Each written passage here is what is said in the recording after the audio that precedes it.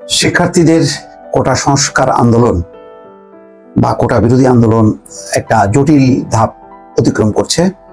আজকে প্রধানমন্ত্রীর বক্তব্য এবং সংবাদ সম্মেলনের মধ্য দিয়ে সেটা কিন্তু পরিষ্কার হলো। যেমন তিনি দুটি কথা বলেছেন, আদালত থেকে সিদ্ধান্ত না আসা পর্যন্ত আমাদের কিছু করার নেই, এই একটি কথা বলছেন। আরেকটি কথা বলছেন যে বিরক্ত হয়ে কোটা বাদ দিয়েছিলাম, কি হয় দেখার জন্য।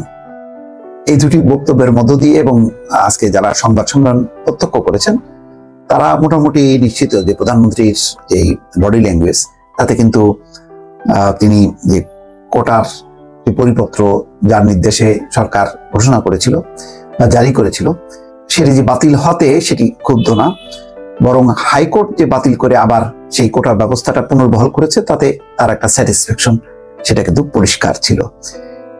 এই জন্য তিনি আদালতের কথা বলছেন যে আদালত থেকে সিদ্ধান্ত না আসা পর্যন্ত আমাদের কিছুই করার নেই। বাংলাদেশের আদালত কি সিদ্ধান্ত দিতে পারে সেটা সম্পর্কে মোটামুটি অনেকেই আজ করেন। তো সেই কারণেই বলছি যে যেহেতু নির্বাহী বিভাগের প্রধান তিনি, যার কাছে তিনি আবার সংসদ নেত্রী, ছাত্ররা আবার দাবিও করছেন যে সংসদের বিশেষ অধিবেশন ডেকে আইন পাশ করতে হবে। এখন আইন পাশ হোক বা আবার আদালতের নির্দেশে কোনো নির্বাহী আদেশ জারি যাই হোক না কেন, সেটা কতটা কোটা সংস্কার যে যেমনটা ছাত্ররা চায় শিক্ষার্থীরা তেমনটা হবে সেটা কিন্তু বেশ মানে এই মুহূর্তে বলা কষ্টসাধ্য। তবে এটি খুব বেশি ইতিবাচক হবে বা আন্দোলনকারীদের পক্ষে যাবে এমনটা মনে করার কোনো কারণ নেই। দর্শক, 2018 সালে কোটা আন্দোলন প্রসঙ্গ টেনে প্রধানমন্ত্রী ও আওয়ামী লীগ সভানেত্রী বলছেন, একবার এই ধরনের আন্দোলন করলো, শুধু আন্দোলন না, আওয়ামী লীগ অফিসে আক্রমণ, মানুষের উপর আঘাত, দেশের জ্ঞানী গুণী আছে ঘরের ভেতরে বসে মিথ্যা অপপ্রচার রেকর্ড করে ছাড়লো। এইগুলো দেখে বিরক্ত হয়ে বললাম, ঠিক আছে কোটা বাদই দিলাম। সেটার উদ্দেশ্য ছিল কোটা বাদ দিলে কি হয়। রোববার আজকে তিনি চীন সফর প্রসঙ্গে এই সাংবাদিকদের প্রশ্নের উত্তরে বলছেন। শেখ হাসিনা বলছেন, এখন কি অবস্থা হয়েছে, বেশি দূর যাওয়া লাগবে না।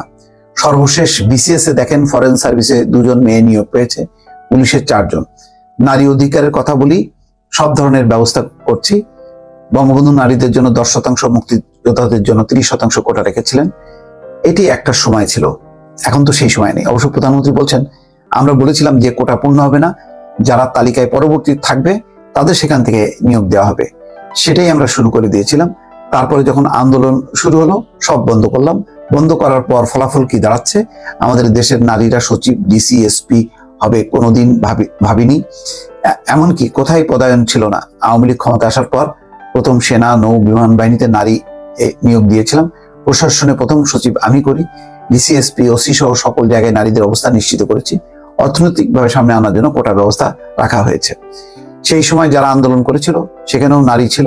যারা বলেছিল নারী কোটা চায় না, মেধা দিয়ে চাকরি করবে, সে কি চাকরি পেয়েছে? সে কি বিসিএস পরীক্ষা দিয়েছে? বিসিএস এর প্রিলিমিনারিতে পাশ করেছে? এই বড় কথাগুলো না বলতো, কোথাও না কোথাও চাকরি করত। দেশের সব এলাকা সমানভাবে উন্নত না, অনগ্রসর সম্প্রদায় আছে, সেই সব মানুষের কি কোনো অধিকার থাকবে না? যাই বোঝা যাচ্ছে এইসব কথার মধ্য দিয়ে যেটি দাঁড়াচ্ছে যে সরকারের যে পরিপত্র বাতিল করেছে হাইকোর্ট, এতে প্রধানমন্ত্রী খুব ব্যথিত না, কারণ তিনি বলছেন যে তিনি বিরক্ত হয়ে সময় কোটাটা বাতিল করেছিলেন। তো তখন এই আলোচনাটা অবশ্য অনেকেই করেন যে প্রধানমন্ত্রী অনেকটা বিরক্ত হয়ে একেবারে পুরো কোটাই বাতিল করেছিলেন। যদিও এই ব্যাপারে একটা কমিটি হয়েছিল মন্ত্রিপরিষদ সচিবের নেতৃত্বে, তাদের সুপারিশ মন্ত্রিসভা অনুমোদন করে, তারপরে পরিপত্র জারি হয়। এখন আবার মানে আগের জায়গায় চলে আসলো। এটি আসলে আবার সেই একটা বিরোধপূর্ণ একটা পরিস্থিতি। আদালতের কথা বলা হচ্ছে, আদালত কতখানি কি করবে শেষ পর্যন্ত, এটি নিয়ে অনেকের মধ্যে সংশয় আছে। তো এই সমস্ত সংশয় মধ্যে আন্দোলন কতখানি প্রলম্বিত হবে নাকি আন্দোলন আলোচনার মধ্য দিয়ে স্থিমিত হবে, সেই বিষয়টি এখন দেখার বিষয়।